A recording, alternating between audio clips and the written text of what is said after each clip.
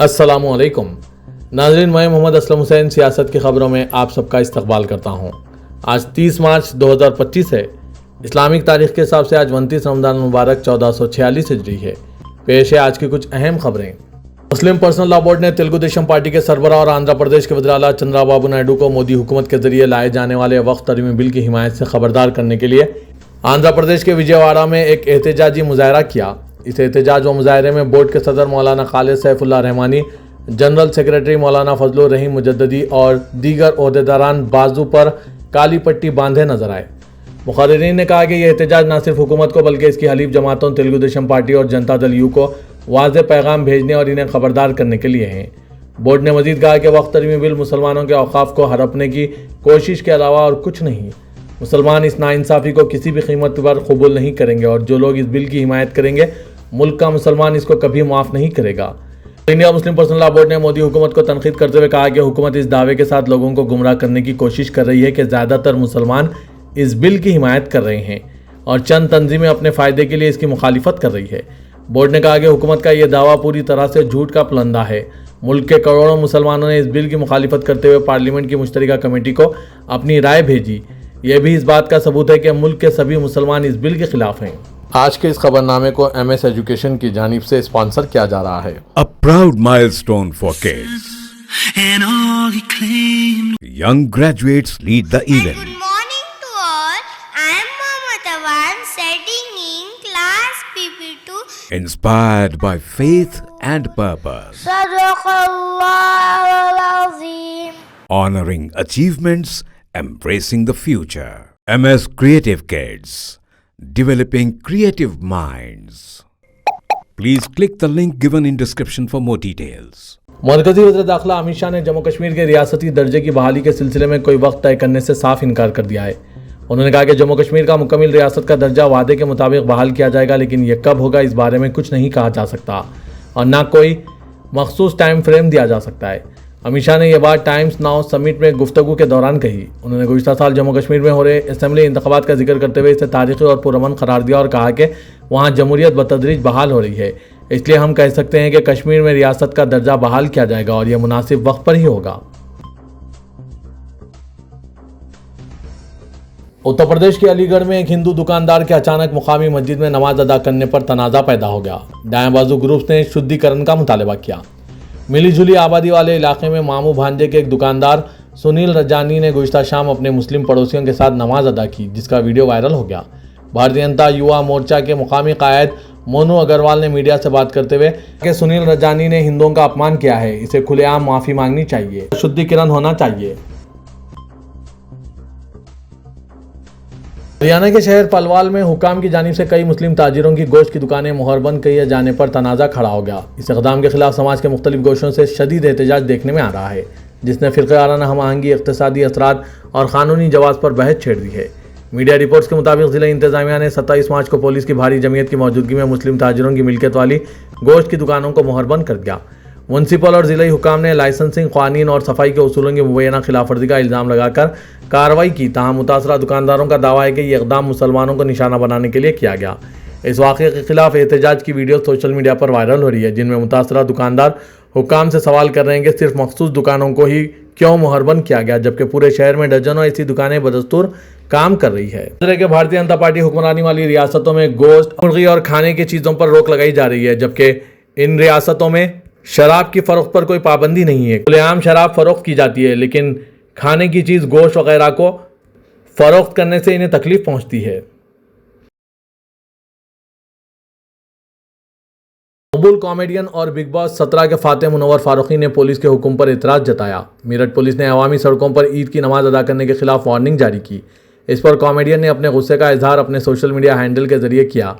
दरहकीकत यह हुक्म रमज़ान मुबारक के आखिरी जुम्मा और ईद उल फितर की नमाज को मद्देनज़र रखते हुए जारी किया गया था, जिसमें खिलाफ वर्जी करने वालों के पासपोर्ट और ड्राइविंग लाइसेंस की मनसूखी समेत कानूनी कार्रवाई की बात कही गई थी। अब मुनव्वर फारूकी ने पुलिस के इस हुक्म पर एतराज़ जताया। उन्होंने इंस्टाग्राम स्टोरी पर एक पोस्ट शेयर की, जिसमें मुनव्वर ने पुलिस पर बरहमी का इजहार किया। उन्होंने लिखा, यह 30 मिनट की नमाज के लिए क्या अब हिंदुस्तान की सड़कों पर कोई त्यौहार नहीं होगा? अब मुनव्वर की इस पोस्ट पर बहुत से शहरियों ने अपना रद्दअमल का इजहार किया। साथ ही इस हिदायत पर तनकीद करते हुए इसे इम्तियाजी सलूक करार दिया। हिंदुस्तान की सड़कों पर क्या अब कोई त्यौहार नहीं होगा? वाजरे के ये पहला मौका नहीं है जब मुनव्वर ने मुल्क के इस तरह के मामले पर आवाज़ उठाई हो। इससे पहले भी वो कई बार कानूनी मुश्किलात में घिर चुके हैं। बॉलीवुड अदाकार सैफ अली खान पर कातिलाना हमला करने के मुलजिम ने जमानत हासिल करने के लिए अदालत में दरख्वास्त दाखिल कर दी। शरीफुल इस्लाम शहजाद मोहम्मद रोहिला अमीन फ़कीर उर्फ विजय दास ने दरख्वास्त जमानत दाखिल की। इसमें इसने दावा किया है कि जानबूझकर इसके खिलाफ झूठी एफआईआर दर्ज की गई है। इसने यह भी दावा किया कि गिरफ्तारी के वक्त पुलिस ने इसे गिरफ्तारी की वजह नहीं बताई थी। वाजरे के मुलजिम को गिरफ्तार करते वक्त इसे गिरफ्तारी की वजह बताना ज़रूरी होता है। शरीफुल इस्लाम का दावा है कि गिरफ्तारी की वजह ना बताने की वजह से इनके बुनियादी हक़ की खिलाफवर्जी हुई है, इसलिए इसे ज़मानत मिलनी चाहिए। ज़मानत की अर्जी में दावा किया गया कि शरीफ की गिरफ्तारी ही गैर कानूनी है क्योंकि मुलजिम को गिरफ्तारी की वजह और ज़मानत का हक़ हासिल होने की इत्तला ना देकर पुलिस ने भारतीय न्याय संहिता की दफ़ा 47 की खिलाफवर्जी की है।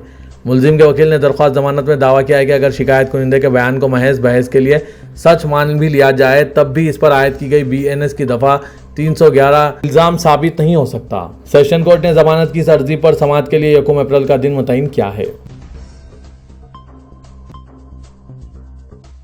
Stand up comedian Kunal Kamra को हरासा करने और इन्हें गिरफ्तार करने के तरीके निकालने के लिए मजीद 3 FIR इनके खिलाफ दर्ज करवाई गई। ये तमाम FIR खार पुलिस स्टेशन में दर्ज हुई है, जिनमें से एक शिकायत जलगांव के मेन ने दर्ज करवाई। इनके अलावा नासिक से ताल्लुक़ रखने वाले एक होटल मालिक और एक ताजिर ने भी कामरा के खिलाफ शिकायत दर्ज करवाई। ताहम कुणाल कामरा ने इसी मामले में इससे कबल दर्ज कराई गई FIR के मामले में पहले ही अबूरी राहत हासिल कर ली है।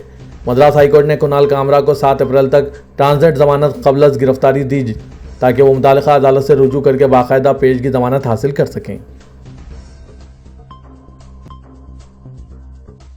अमेरिका की ह्यूस्टन यूनिवर्सिटी के निसाब पर तनाज़ा मजीद गहरा हो गया है। इस निसाब में हिंदू मत को छोटा करने की कोशिश की गई। हिंदुस्तानी निजाद अमेरिकी तालिब इल्म ने इस निसाब के खिलाफ अपना एहतजाज दर्ज कराया है। बस का हवाला देते हुए तालिब इल्म ने कहा कि इसमें हिंदुत्व को इस्लाम के खिलाफ इस्तेमाल होने वाला हथियार बताया गया, नेज़ इसके कदीम होने की हकीकत को भी रद्द कर दिया गया। इस मामले पर यूनिवर्सिटी ने कहा कि वो तालिब इल्म वो संत भट्ट की तरफ से उठाए गए मसाइल का जायजा ले रही है। यूनिवर्सिटी ऑफ ह्यूस्टन का डेविड हिंदू रिलीजन का निसाब तलबा के लिए ऑनलाइन दस्तियाब है, जिसमें प्रोफेसर आरुण माइकल ओलेरी के वीडियो लेक्चर हफ्तावार दिए जाते हैं। वसंत भट्ट इस यूनिवर्सिटी में पॉलिटिकल साइंस के तालिब इल्म हैं। उन्होंने college of liberal arts and social sciences के डीन को शिकायत दर्ज कराई है। भट्ट के मुताबिक प्रोफेसर ओलेरी ने मुबैना तौर पर कहा कि हिंदू मत कोई कदीम और जिंदा मजहब नहीं है, बल्कि एक सियासी आला है। हिंदू कौम परस्त इसे हथियार के तौर पर इस्तेमाल करते हैं। तेलंगाना के वज़ीर आला रेवंत रेड्डी ने कहा कि वक्फ तरमीम बिल के खिलाफ सबसे पहले मैंने आवाज़ उठाई है। फिरका परस्तों के खिलाफ राहुल गांधी आहनी दीवार बन के खड़े हैं। मुसलमानों को फिक्र करने की जरूरत नहीं। तेलंगाना में फिरका परस्तों के नापाक अज़ाइम को आहनी पंजे से कुचल दिया जाएगा। चीफ मिनिस्टर तेलंगाना ने अपने असेंबली हल्के कोडंगल में इफ्तार पार्टी में शिरकत करते हुए इन ख्यालात का इजहार किया। इस मौके पर सदर नशीन तेलंगाना अखिलेती मालियाती कॉरपोरेशन उबैदुल्ला कोतवाल, टिमरीज के सदर फ़हीम कुरैशी के अलावा कांग्रेस के मुस्लिम कायदीन मौजूद थे। वज़ीर आला रेवंत रेड्डी ने कहा कि उन्होंने मुस्लिम भाइयों के लिए हैदराबाद के LB स्टेडियम में इफ्तार पार्टी का एहतमाम किया था। ताहम इंतखाबी ज़ाब्ता अखलाक की वजह से वो इस इफ्तार पार्टी में शरीक नहीं हो सके, इसलिए वो कोडंगल में इफ्तार पार्टी में शरीक हुए। वज़ीर आला ने हल्के असेंबली कोडंगल के अवाम से इज़हार तशक्कुर किया और कहा कि यहाँ के अवाम ने इन्हें कोडंगल से रियासत भर में हुक्मरानी का हक दिया है। कुर्सी से महरूम होने वाले चंद लोग बौखलाहट का शिकार हैं।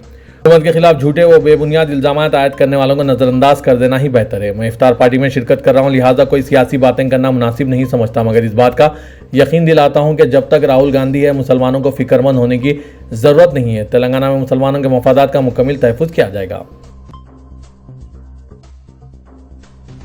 तेलंगाना के वजीर सिविल सप्लाई एन उत्तम कुमार रेड्डी ने कहा कि नए राशन कार्ड्स में चिप नहीं होगी, अलबत्ता QR कोड होगा। हुकूमत तमाम मुस्तहिक अफराद को राशन कार्ड जारी करेगी। मीडिया से बात करते हुए उत्तम कुमार रेड्डी ने कहा कि उगादी पर हुकूमत नए राशन कार्ड्स और राशन शॉप से बारीक चावल की सरबराही का आगाज़ कर रही है। उन्होंने कहा कि कांग्रेस ने राशन शॉप से बारीक चावल फराहम करने का वादा किया था, जिस पर उगादी से अमल होने जा रहा है। राशन कार्ड होल्डर्स रियासत के किसी भी मुकाम से बारीक चावल हासिल कर सकते हैं। कार्ड हो या ना हो, तमाम लोगों को इस्तेफादा कुनंदों की फहरिस्त के मुताबिक 1 अप्रैल से बारीक चावल तकसीम किया जाएगा। उन्होंने कहा कि तेलंगाना की तश्कील तक रियासत में 89,73,708 राशन कार्ड थे। अब राशन कार्ड की तादाद बढ़कर 90 लाख तक पहुंच गई है, जिससे 2,85,00,000 अफराद इस्तेफादा कर रहे हैं।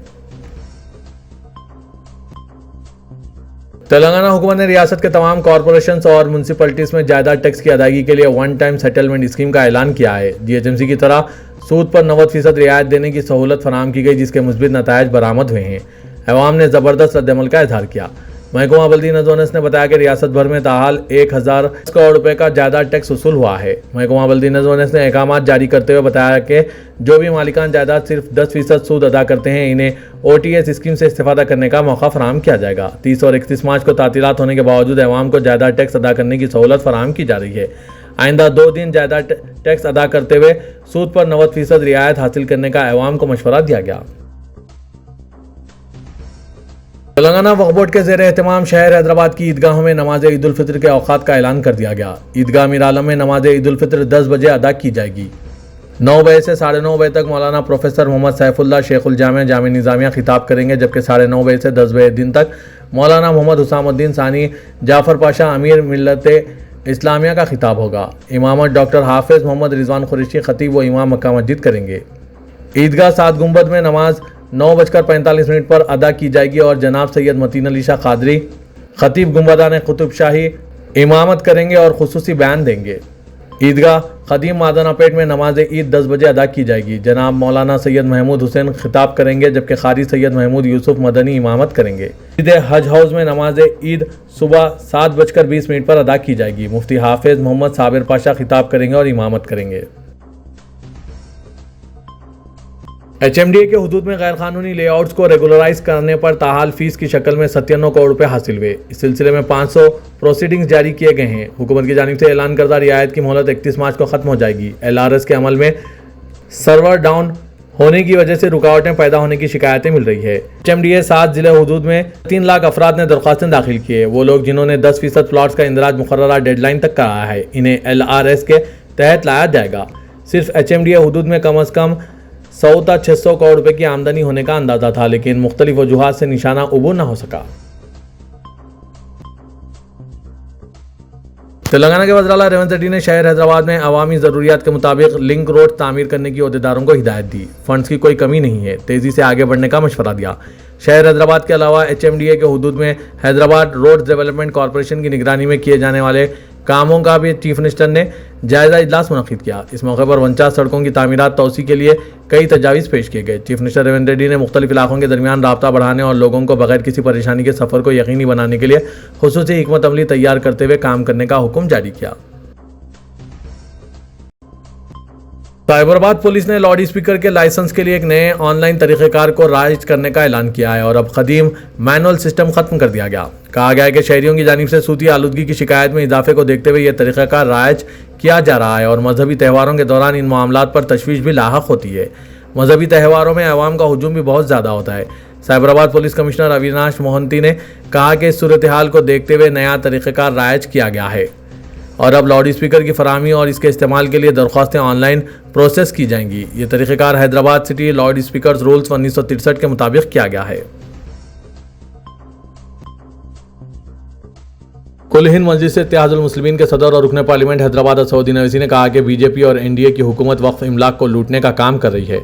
उन्होंने कहा कि इस बिल को वक्फ अमेंडमेंट नहीं बल्कि लुटेरा अमेंडमेंट एक्ट कहना चाहिए। अगर वक्फ बिल कानून बन गया तो चंद्रबाबू नायडू, नीतीश कुमार, चिराग पासवान और जयंत चौधरी को भारत का मुसलमान कभी माफ़ नहीं करेगा। इसलिए वो इन लीडर से ये मुतालबा कर रहे हैं कि अपनी आंखों और दिमाग पर पर्दा डालकर बीजेपी की हिमायत ना करें। अगर ये बिल कानून बन गया तो मुसलमानों की मसाजिद, दरगाहों और खानखाहों को छीन लिया जाएगा। दारुसलाम में एक प्रेस कॉन्फ्रेंस से खिताब करते हुए असदुद्दीन अवैसी ने वज़ीर दाखिला अमित शाह के इस बयान पर तबसरा करते हुए कि अगर हिम्मत है तो वक्फ बिल के खिलाफ अदालत से रुजू हों। कहा कि पहले ऐसा गैर दस्तूरी कानून ही क्यों बनाया जा रहा है कि अवाम को अदालत से रुजू होना पड़े। दूसरा ये कि हमें क्या करना है, इसका दर्स हमें अमित शाह से नहीं लेना है। शहर हैदराबाद के इलाके गुड्डी मलकापुर में फायरिंग का एक वाक़या पेश आया। रमज़ान शॉपिंग फेस्टिवल के तहत एक फंक्शन हॉल में दावत रमज़ान एक्सपो जारी था। इस दौरान इस किंग्स पैलेस फंक्शन हॉल में फायरिंग का वाक़या पेश आया। इस वाक़े के बाद फंक्शन हॉल के अलावा शहर में सनसनी फैल गई और दुकानदारों में खौफ पैदा हो गया। इस एक्सपो का इनेकाद मारूफ टेनिस स्टार सानिया मिर्ज़ा की बहन अनम मिर्ज़ा की जानिब से अमल में लाया गया है। इस फायरिंग की इत्तला के बाद गुड्डी मलकापुर पुलिस भारी जमत के साथ किंग्स पैलेस फंक्शन हॉल पहुंची और हालात का जायजा लिया। ताहम इस मामले में पुलिस पर सियासी दबाव के आगे कार्रवाई के इल्ज़ामात पाए जा रहे हैं, क्योंकि पुलिस स्टेशन गुड्डी मलकापुर पर चंद अफराद की आमद और ऑर्गेनाइजर्स की हलचल से पुलिस पर दबाव के आगे कार्रवाई करने का इल्ज़ाम आयद किया जा रहा है।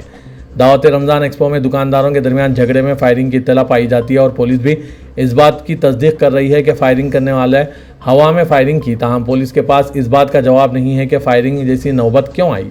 आखिर क्या वजह थी और ऐसी क्या खतरनाक सूरत पैदा हो गई थी कि इस शख्स को, जिसका झगड़े से कोई ताल्लुक नहीं और पुलिस के मुताबिक ना ही वो ऑर्गेनाइज़र का हिस्सा है, क्योंकि हवाई फायरिंग करनी पड़ी। अगर ऐसी सूरत वाक़ई में थी तो फिर इस झगड़े का कोई तस्करा क्यों नहीं किया गया। इस सिलसिले में पुलिस पर पाए जाने वाले इल्ज़ामात और सियासी दबाव की बातों को assistant commissioner of police Kulsumpura division Mohammed Munawwar ने मुस्तरद कर दिया और बताया कि पुलिस ने अज़खुद कार्रवाई करते हुए मुकदमा दर्ज कर लिया है।